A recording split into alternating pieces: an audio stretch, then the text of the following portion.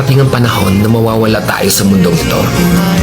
At kapag dumating ang panahon na yun, hindi mahalaga sa kung gaano karami ng pera ang naipon mo sa bangko.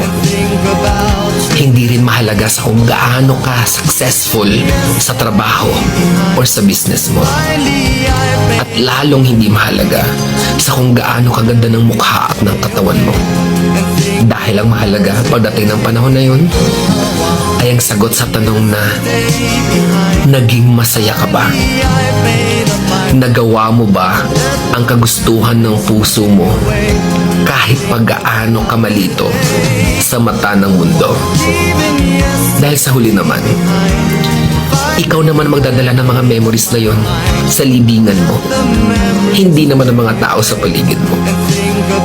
So make sure na bago pa dumating ang panahon na aalis na tayo sa mundong ito, siguraduhin mo sa sarili mo na magiging masaya ka at magagawa mo ang kagustuhan ng puso mo kahit pag-aano ka kontra ng mga tao sa mundo.